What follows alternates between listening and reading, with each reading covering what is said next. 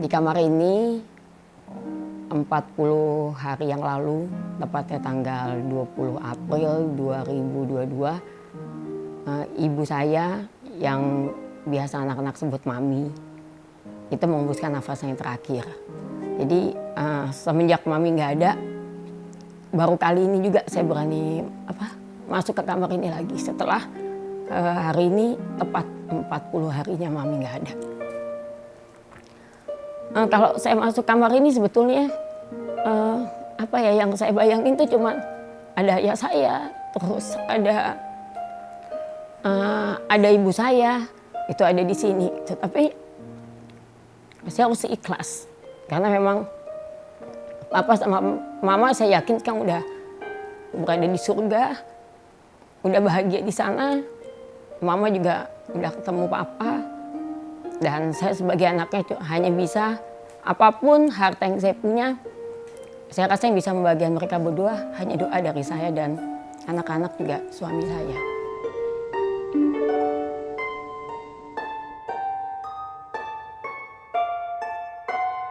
Mama tuh sosok yang buat saya sangat luar biasa, cantik. Mama tuh suka dandan, temen shopping yang sangat enak buat saya gitu. Jadi pada saat mama sakit, saya ngerasa saya udah nggak punya teman. Karena walaupun saya punya banyak teman di sana, tapi mama tuh sosok yang bukan hanya orang tua buat saya, tapi sahabat juga, teman curhat yang asik, teman buat nyimpen rahasia yang sangat luar biasa gitu. Jadi apapun masalah saya, misalnya saya dikecewain sama teman saya, atau saya lagi kesel mungkin sama suami saya kesel sama anak-anak saya, cuman mama yang bisa gitu. Dari 18 tahun yang saya kenal Mami, sifat menonjolnya Mami itu baik lah. Intinya baik, nggak pernah marah, terutama ke saya nggak pernah marah. Jadi antara selalu tertawa dan menangis tuh bersamaan, itu kesan dari saya. Jadi kalau saya cium dia nangis tapi terus ketawa gitu. Jadi itu kesan yang ini. Jadi kadang-kadang saya mungkin mengartikan tuh nangisnya mungkin karena bahagia atau apa gitu. Jadi itu yang buat saya selalu kangen gitu. Jadi kalau ya selalu banyak ketawa terus nangis ketawa begitu. Jadi ya sangat berkesan lah. Mama sebagai pelindung Dendi. Mami itu buat aku sosok mertua, ibu mertua yang selalu tampil cantik walaupun sakit. Jadi itu benar-benar jadi motivasi buat para istri ya, terutama buat aku. Karena Mami itu selalu selalu ceria, selalu dandan, selalu wangi walaupun sakit. Itu yang membuat luar biasa sih. Sampai saat ini yang aku lihat dari Mami benar-benar jadi contoh banget, jadi panutan banget buat aku. Mama itu kalau saya salah pasti dibela. Maka itu saya dibilang itu saya anak kesayangannya Mama. Setiap ada salah dan itu yang pasti buat jadi papa sama Mama kadang-kadang jadi berantem gara-gara saya. Ya kalau nggak ada sosok Mama, mungkin saya sudah di-treat habis kali ya sama papa waktu itu ya. Sosok Mama sebagai mertua luar biasa, baik sebenarnya ya. Hanya saja untuk komunikasi memang agak kurang untuk ngobrol, tapi untuk interaksi pada saat Mama masih sehat, Mama bisa ketawa bareng, makan bareng, ngemil-ngemil, seru-seruan bareng. Ya menyenangkan, Mama itu sangat-sangat menyenangkan orangnya. Sosok wanita yang luar biasa ya, selalu ceria. Yang saya ingat saya selalu ceria. Ketemu sehari atau kadang-kadang nggak ketemu gitu, tapi ya Mami ada aja udah ya hati tuh rasa lebih ringan gitu, karena Hansel tahu ada yang masih support Hansel gitu, ada yang selalu ada di sisi Hansel, selalu ada yang itu yang support Hansel gitu. Mami itu dari dulu tuh emang selalu, walaupun sebagai nenek itu Mami itu selalu, she's really supportive gitu, you know, as I said tadi, like Hansel sering dengar dari bunda, dari papi, everyone itu Hansel kan cucu favorit kan, jadi Hansel ya seneng gitu. So ya sekarang Mami udah nggak ada, like everything feels different gitu kan, jadi lebih sepi rumahnya gitu. Kalau kan biasanya kan kesini setiap pagi atau enggak setiap kali malam buka puasa or everything like that gitu kan, selalu ada Mami di kursi gitu, atau apa yang pulang sekolah Mami di kursi situ tiap sore. Kan ada bibis-bibis juga kan, terus ada pasti ada Mami. Karena Mami udah datang jadi semuanya jadi ya beda aja. Ya, Val dulu Val deket sama Mami. Mami was there for everything. Mami dulu jadi temannya Val. Waktu itu pernah Val setiap sore kamar Mami. Val juga pernah tidur sama, tidur in the same bed with Mami. Yeah, really my grandma, she was there for everything. And I'm so glad that I've known her. And she was the best grandmother I could ever ask. Kayak, she's been through everything. She's been through all my changes, and she's still there for me at all times. Sosok perempuan yang kuat menurut Aci. Soalnya Mami bisa membimbing ayah dari kecil hingga besar sampai ayah bisa tumbuh seperti ini, dan ayah orangnya itu pasti ajaran dari Mami orangnya asik, terus banyaklah hal-hal yang ceria yang ayah ikutin dari Mami.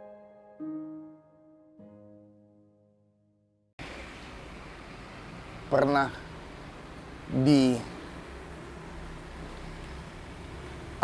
kalau orang bilang, kalau Dendi bilang itu, Dendi tuh mau pergi, udah siap sama mama, kamu nggak boleh.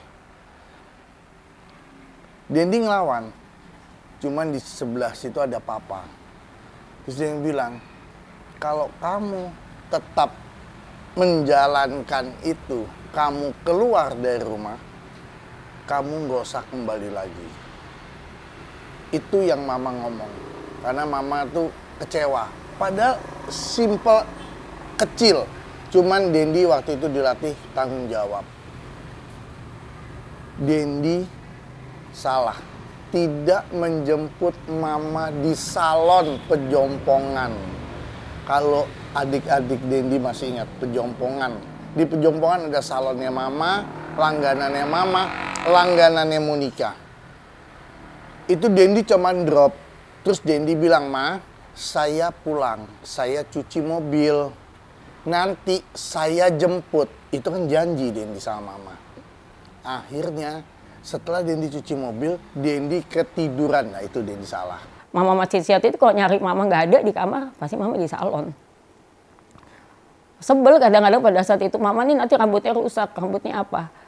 Tapi setelah sekarang mama nggak ada, oh ya memang mama tuh memang ingin sekali terlihat cantik. Ya kenangannya, ya ketika saya nyium mami itu kenangan yang membekas. Setiap saya cium mami itu pasti mami itu menangis dan ketawa gitu. Ketika dia bersama dengan yang lain masih ketawa-ketawa, begitu saya datengin, saya cium, pasti nangis. Ketika saya pamit kerja gitu, pasti nangis duluan terus ketawa gitu. Itu ketulusan mami ke saya gitu. Jadi saya juga seperti terasa ini seperti ibu saya sendiri gitu. Saya sampai bilang ke suami saya bahwa nggak apa-apa lah mama kondisi seperti ini gitu. Tapi saya masih bisa meluk mama, masih bisa bercanda. Walaupun mama pada saat sebelum mama nggak ada juga, kondisi mama juga memang kasihan gitu. Mama tuh termasuk orang yang suka makan. Kalau ada restoran baru, mama tuh pasti ngomong, "Nah yuk kita coba." Mama tuh suka makan, sampai terkadang saya bilang, "Ma cukup loh, nanti gemuk." Tapi setelah mama sakit, saya sampai ngomong sama dokter pada saat itu, "Dok, kalau mama mau makan, berapa puluh juta saya kasih asal mama bisa makan." Tapi kan memang ya kondisinya udah seperti itu gitu. Jadi kasihan kadang-kadang mama kalau ngelihat saya makan. Saya tahu mama pasti kepengen hati kecilnya, karena mama tuh tipikal orang yang sangat suka makan. Jadi papa itu sempat marah besar banget ke saya waktu itu saya masih kecil banget itu di Semarang kalau nggak salah. Itu kita lagi lucu-lucunya. Kalau itu tuh lagi lucu-lucunya. Terus saya sama kakak saya lagi belajar mobil dan itu kalau nggak dibela sama mama, mungkin papa itu ngedidik kita tuh keras sekali soalnya kan. Dulu kan papa seperti itu. Nah itulah sosok mama yang ngebela. Jangan sampai mama yang bela sampai mama akhirnya yang ribut mulut ke papa. Beberapa saat sebelum papi nggak ada, itu papi itu saya tidak pernah punya firasat bahwa papi akan secepat itu juga ninggalin kita semua. Tapi papi selalu pesan ke saya, nah titip mama. Papi selalu pesan gitu. Di setiap kesempatan kalau saya nganterin papi itu cuci darah, papi selalu ngomong gini, nah papi minta ya titip mama, jagain mama. Terus waktu itu kakak saya yang kedua juga belum nikah, papi juga titip itu ke saya, jagain kakak kamu, kamu harus selalu rukun, kamu cuma bertiga. Itu terus yang selalu papi omongin ke saya pada saat itu. Selain juga pesan papi bahwa kalau papi nggak ada, papi minta satu liang dengan mami. Itu juga salah satu pesan. Setelah papi nggak ada, gitu, saya selalu berusaha untuk berada di samping mami karena saya tahu sekali mama tuh sangat tergantung sama papa. Jadi bukan papa yang tergantung sama mama, tapi mama tuh sangat tergantung sama papa karena yang nyiapin obat ya papa, terus papa tuh kan orangnya sangat perfect. Jadi baju-baju mama tuh kadang-kadang kalau kita pergi juga yang nyiapin itu papa gitu. Jadi mama tuh sangat tergantung sama papa. Jadi pada saat papa nggak ada, saya selalu berusaha untuk berada di samping mama, untuk selalu ada untuk mama. Gitu. Jadi dan saya terucap pada saat itu saya ngomong ke kakak saya dua laki-laki, yuk kita pergi, yuk kita nyenengin mama pada saat itu. Terus saya ajaklah mama saya, mama, saya, dua kakak saya, dan Mbak Rina, saya bawalah mama waktu itu ke Paris. Dengan kondisi mama pada saat itu mama udah di kursi roda, tapi mama masih sehat, masih bisa makan, masih bisa apa. Kita bawalah. Dan pada saat itu memang niat saya, yuk kita memang nyenengin mama. Jadi memang saya di situ siang mandiin mama saya, terus saya juga duduk di pesawat itu saya di samping mama. Semuanya jadi selama 1 minggu itu saya bawa mama ke Paris dan ke Amsterdam, itu hanya kita. Jadi memang saya pengen pada saat itu saya mau nyenengin mama. Gitu. Memang itu yang saya mau dan suami saya juga istrinya, kakak saya juga tahu. Jadi mereka tidak ikut karena memang itu kita maunya family time. Itu yang mungkin sampai sekarang masih terngiang gitu. Untungnya saya pernah ngajak mama ke sana dan itu bertepatan dengan ulang tahun mama juga. Jadi kita rayainnya di Menara Eiffel. Pada saat itu kita di restoran di Menara Eiffel kita rayain sama-sama dan mama senang sekali. Saya ingat saya selalu ceria. Yang paling nggak bisa saya lupain untuk terhadap mami itu pas masih sehat. Setiap mami ketawa terbahak-bahak pasti ada nangisnya. Disitulah itu yang berkesan tuh. Jadi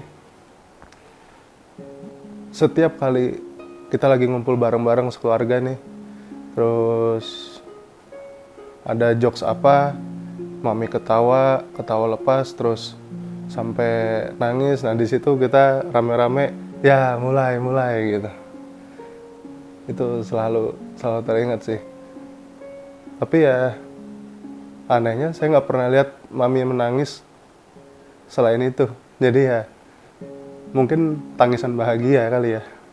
Papa tuh ingat kayak dulu mami sama banyak dulu kayaknya lupa banyak yang mana. Itu mami suka jalan-jalan gitu like in our neighborhood. Terus pas itu mami siap pulang pasti selalu beliin Val sesuatu gitu. Even if it's little, it meant a lot to me.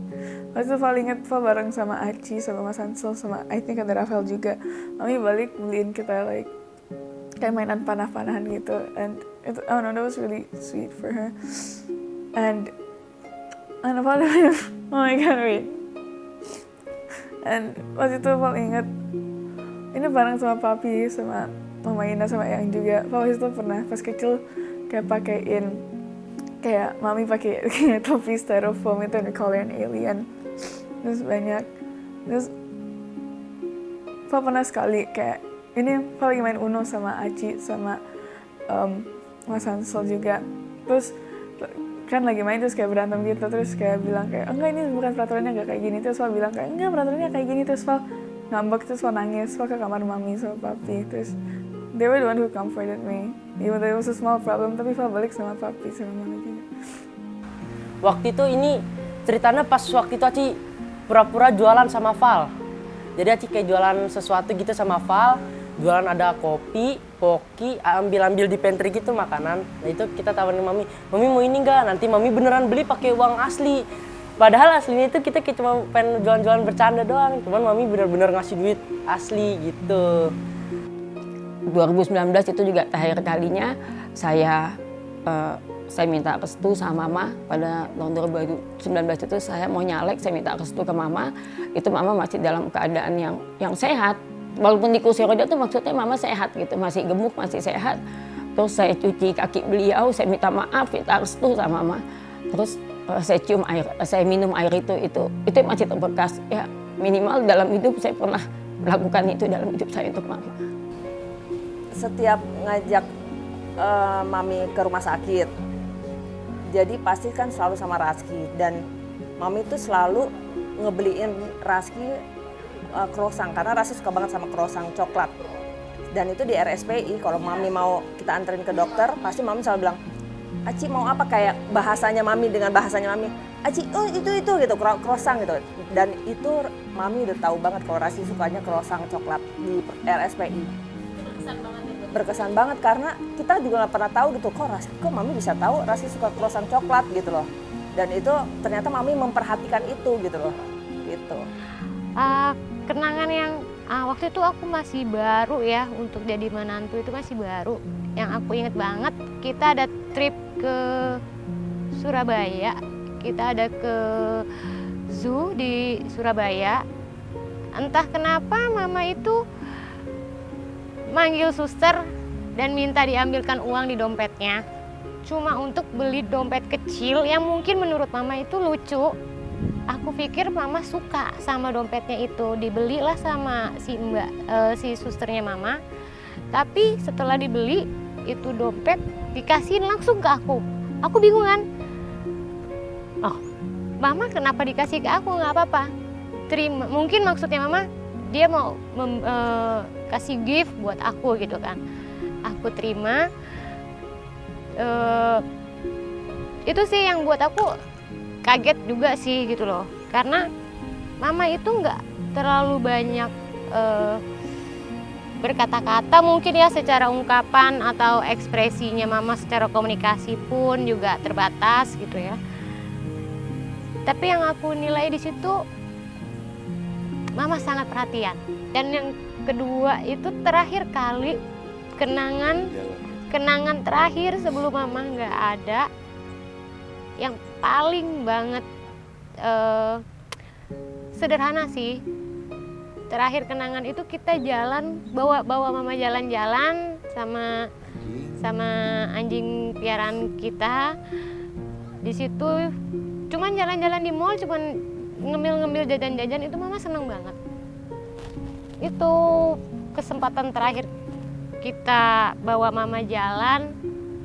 Ya hanya ke mall doang, tapi mama seneng dan kita juga ikut seneng.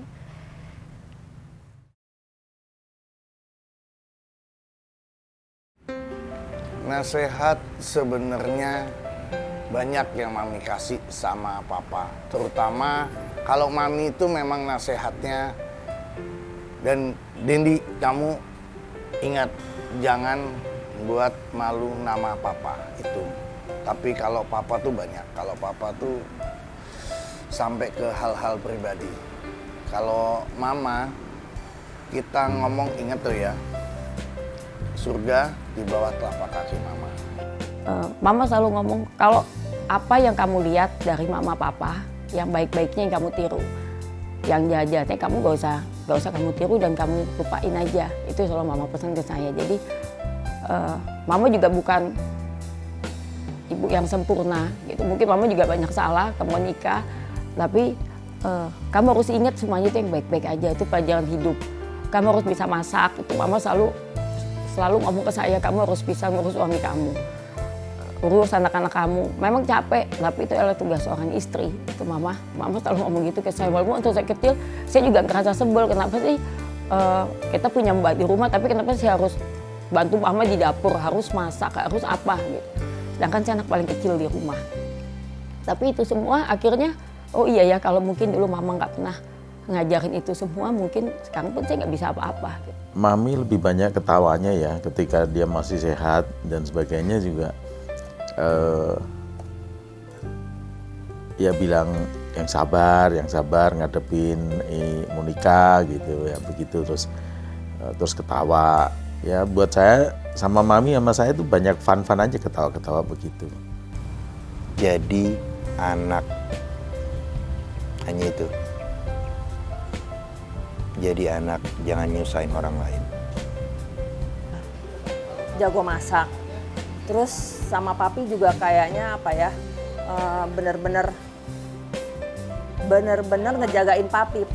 Karena aku kebetulan kenal sama mami pada saat pacaran, mami sama papa tuh masih bisa komunikasi gitu kan. Itu tuh bener-bener yang jagain papi.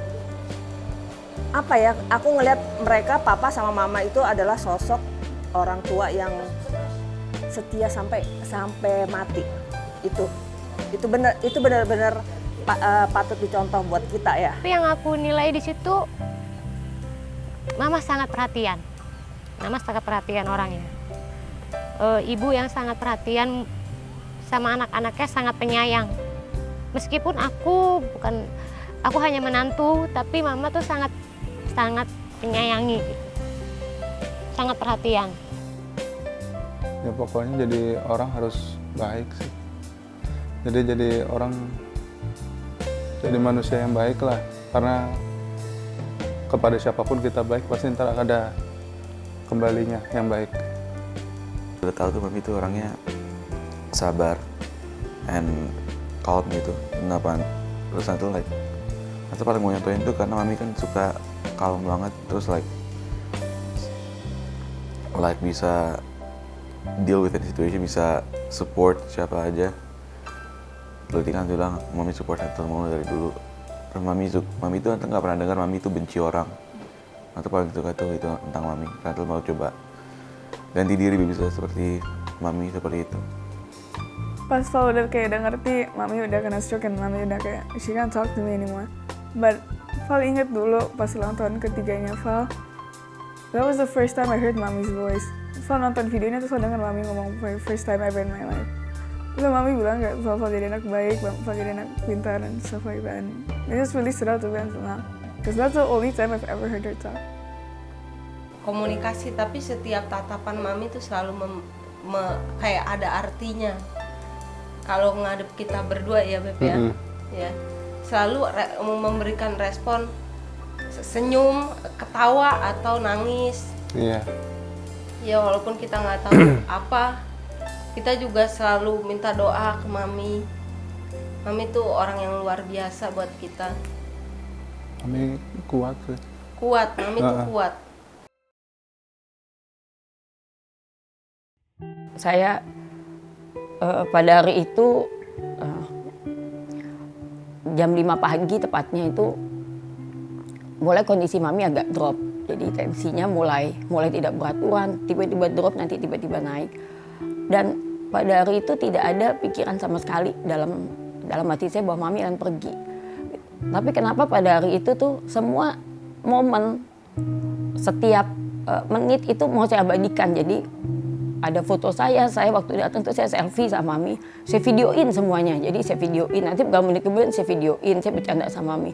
Itu nggak tahu hati saya tuh ingin tidak ada momen yang terlewatkan pada hari itu. Gitu. Sampai akhirnya dan saya juga menghubungi kakak-kakak saya, mereka datang semua, mereka melihat dan itu yang buat saya dari keempat orang tua di rumah saya yang ada di rumah, ada mertua saya, ayah saya, ada ibu saya, ada tante saya. Semuanya pada saat tidak ada, saya yang melepas kepergian mereka berempat. Walaupun banyak yang bilang saya termasuk yang beruntung karena bisa melepas terakhir kali. Tapi buat saya itu kekuatan yang apa ya, buat saya sangat luar biasa. Di satu sisi saya harus ikhlas ngelepas mama, saya harus nuntun mama di telinga mama. Tapi di sisi lain siapa yang bisa gitu kan. Saya kan juga manusia gitu, saya juga dalam hati ya Allah ini orang yang saya sayang dan saya harus ngelepas dia pergi. Pergi dalam arti kalau dia pergi saya masih bisa lihat lagi, masih buat saya nggak ada masalah gitu. Tapi dia pergi dan saya tidak bisa melihatnya lagi, menyentuhnya udah nggak bisa, ya nggak bisa gitu. Jadi itu buat saya pada saat itu. Tapi saya harus ikhlas. Saya didampingi suami saya dan juga kakak-kakak saya gitu. Apa ya, dalam hati kecil saya satu sisi saya sempat bisikin terakhir ke telinga mami bahwa mama kan janji, mama mau nemenin saya, mama mau lihat anak-anak saya besar gitu. Tapi di satu sisi saya juga udah nggak tegang dengan kondisi mami pada saat itu. Dokter pun juga tidak bisa berbuat apa-apa gitu, dan kakak-kakak saya juga akhirnya bisikan kepada saya bahwa mami mau pergi, memang kamu harus ikhlas gitu. Kalau saya ngelihat mami emang mungkin dalam 2 tahun ini atau 1,5 tahun ini mami kan kondisinya juga sudah pakai ini apa yang selang di hidung, sondir dan sebagainya, itu saya juga ngerasa kasihan gitu. Ya urut-urutannya sih hampir sama dengan seperti ibu saya sendiri gitu. Jadi pakai sondir dan penyakitnya juga sama. Jadi karena masalah di paru-paru gitu. Jadi ya saya ngadepinnya sama seperti dengan ibu saya sendiri gitu.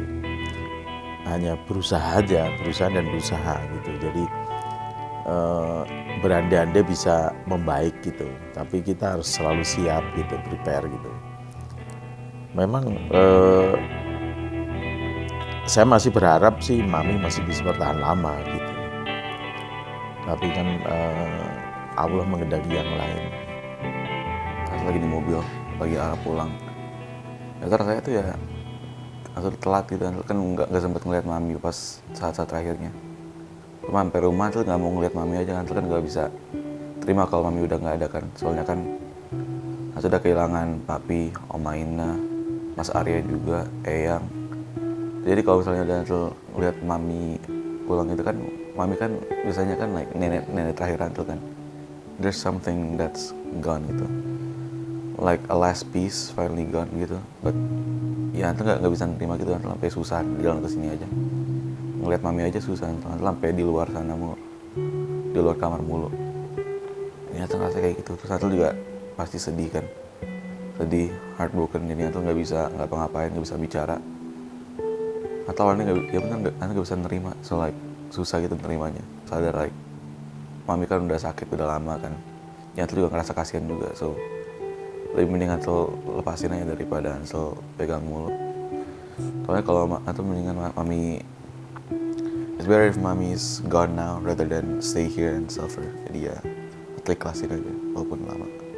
Itu lagi di sekolah, lagi ada kayak kelas IPS gitu, terus gurunya lagi penjelasan Kasafi gitu, terus laptopnya itu harus dimatiin, jadi Val nggak bisa chat pakai laptopnya Val. Tapi Val lihat dari HP-nya Val itu ayah bilang di grup gitu kayak kalian harus pulang sekarang, mami lagi kritik. So Val langsung WA Hansel, terus Val bikin Ira, Hansel tolong bikin form gitu biar kita bisa pulang cepat. And Val dari situ Val udah kayak aduh Val my firasat udah langsung kayak it was really bad. So I can't open my phone, so Val harus ke toilet, Val pakai alasan kayak ke toilet. Terus Val udah agak panik, udah nangis dikit, terus Val WA Mas Hansel. Terus I stayed there for like a solid 20 minutes, Val balik ke kelas. Terus as class was over, Val langsung pulang cepet. Terus sampai mobil Val udah panik. Terus pas OTW kan agak macet. Terus supirnya Om As kayak dapet telepon kan. Terus langsung bilang innalillahi, terus Val langsung tahu. And I was sad to not be there for Mommy's last moments, and langsung nangis sama Hansel. It was really bad. And waktu kejadian Mama divonis kritis, terus adik saya WA. Adik saya, Sang gimana ya? Bahasanya biasa deh, bahasa adik saya panik. Saya coba untuk tenang. Saya bilang, Mama tuh nggak seperti papi yang lemah. Karena mama tuh pasti, saya kuat. Karena mama tidak dipikir. Mama ada penyakit, tapi mama nggak mikir. Nah, itu yang buat saya bilang, nggak mungkin. Ini mama cuman paling sesek atau apa gitu loh. Saya bilang, nggak mungkin lah. Kayak gitu. Dia juga bilang nggak mungkin lah ini mama bisa dipanggil. Cuman Denny bilang, kita hari Rabu ke rumah mama. Istri saya bilang, ayo kalau mau pagian. Tadinya saya bilang jam 12. Jam 12 kita sampai di rumah mama. Ya udah, kita pagian aja. Itu saya nggak tahu. Istri saya tuh apa udah ada connect atau firasat atau gimana, saya nggak tahu. Cuma istri bilang, ayo cepet, tumben. Istri saya yang ngoyok-ngoyok, ayo cepet kita ke mama, udah ditunggu nih, gini gitu. Karena kita udah nggak pernah ke mama. Pada saat itu kita di jalan tol, pada saat itu merapat, macet, bilang, ya udahlah. Ini dalam hati ya, Dendi, tapi Dendi nggak ngomong sama Rayu, sama Raski, dia nggak ngomong. Dendi dalam hati Dendi bilang, ya udahlah Ma, kalau Dendi nggak sempet lihat mama, ya Dendi minta maaf karena ini egois Dendi. Dendi selalu menunda kalau dipanggil mama. Lebih serasa Dendi tuh kayak, ya udahlah nanti aja lah, nanti aja. Nah inilah akibatnya nanti gitu loh. Begitu Dendi sampai di Intan, Dendi lihat memang mama benar-benar krisis. Terus Dendi deketin mama, terus mama melek. Mama melek, mama memastikan bahwa Dendi datang. Gitu loh, oh kamu datang nak. Saya sempet juga agak kesel sama adik saya. Gitu loh. Karena saya nanya keadaannya itu seperti apa gitu. Karena ini saya jauh, butuh izin, butuh waktu untuk nyampe ke sini gitu loh. Jangan sampai saya ngerasa nyesel, nggak bisa ngelihat yang di saat terakhirnya atau tidak bisa bersama mama di saat-saat terakhir seperti itu yang saya pengen sebenarnya. Gitu. Tapi ya, alhamdulillah semuanya saya juga langsung dapat izinnya lancar, akhirnya bisa ngelihat mama. Dan terakhir masih mama lagi keadaan seperti itu, saya berada masih di samping mama.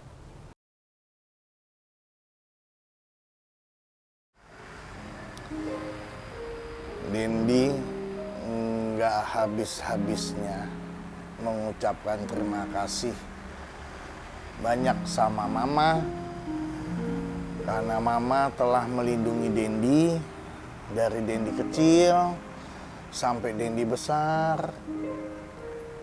Dendi tahu ikatan kedekatan Dendi sama mama, Dendi tahu. Mami bahagia di sana dan mami sudah tidak sakit lagi, itu aja. Mami pasti bahagia ngelihat Rayu, Mas Dendi, Raski, kita bertiga selalu mendoakan mami sama papa. Mama, sebelum waktu terakhir itu kali yang waktu pas mama menghadapi sakratul maut, saya juga sempat ngomong ke kuping mama, maafin saya belum bisa membuktikan, belum bisa melihat mama saya seneng gitu loh. Maksudnya ngajak jalan mama atau mungkin saya ajak ke rumah mama, itu kan satu hal yang saya sampai sempat ngebuat di rumah tuh landai ini khusus untuk kursi rodanya mama. Itu jalan saya buat untuk khusus rodanya mama, tapi mama belum sempat sampai di rumah. Yang mudah-mudahan niat baik saya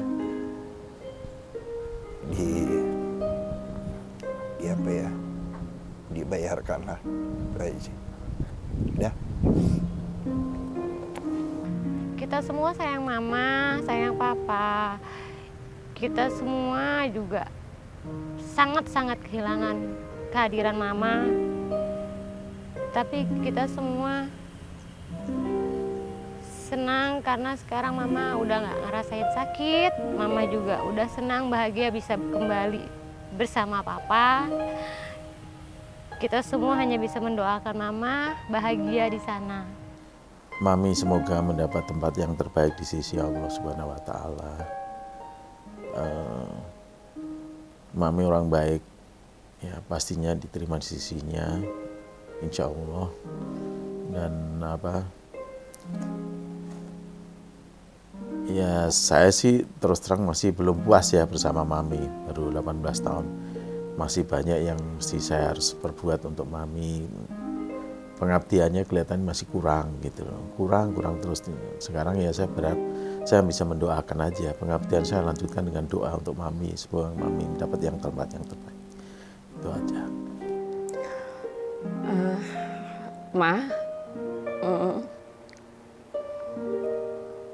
Terima kasih. Terima kasih udah melahirkan saya ke dunia. Terima kasih udah mencintai saya, menyayangi saya dengan tulus, mendidik saya dengan ikhlas. Saya tahu saya banyak salah, baik perkataan saya maupun perbuatan saya, baik saya sengaja maupun enggak ke Mami selama ini. Saya minta maaf. Saya selalu berdoa untuk Mama, semoga Mama sekarang udah bahagia di surga, di sisi Allah Subhanahu wa Ta'ala. Udah ketemu lagi dengan Papa. Semoga saya selalu bisa menjadi anak seperti yang Mami inginkan. Rasa sayang, rasa cinta saya, kangen saya yang luar biasa ke Mami tidak akan pernah hilang, Ma. Terus Mami adalah sosok yang membuat saya menjadi seperti ini sekarang ini. Saya jadi sosok yang kuat, yang peduli sama sesama. Itu semua pasti juga ajaran dari Mama dan Papa selama mereka hidup di dunia. Terima kasih, Ma. Walaupun saya hanya ada di sebagian usia Mami, tapi Mami ada sepanjang hidup saya. Sampai dengan usia saya segini, Mami selalu ada untuk saya. My mommy. Thank you for being such a good grandma to me. I know I've done some mistakes and I know we never really talked, but I know you understand me and you were there for me for everything. And I love you so much. I hope one day I can make you proud of me. And I hope I can never disappoint you as a grandmother. And thank you for being through everything. Thank you for, I know I was only there for your last 16 years. But you meant a lot to me and I hope to bring your memories forever with me. I love you so much. Thank you for everything, Mommy. There's one thing I want to say is that I love you even though I sometimes might not see you every single day. And I'm sorry if sometimes you don't feel like I do, because I might not show it as physically as everyone else does. But just know that in my heart, you will always be in my heart, and I will never forget you and all the lessons you taught me, and all the moments you put me through, and all the things you bought me. And I might have lost some of them, I will always remember everything. And just know that your presence in my life changed it for the better, and I will never forget you. And I love you, and yeah. Mami, kami semua udah ikhlas. Semoga Mami bahagia di alam sana. Udah. Kami semua mendoakan Mami dari sini. Do you miss Mommy? Yeah, I miss Mommy, so I'll miss you. So I just take you to the heaven, and because there are so many angels on here, and the fast of Allah is coming in here and coming into this one and peaceful, mommy, and he not died again. I love you, mommy.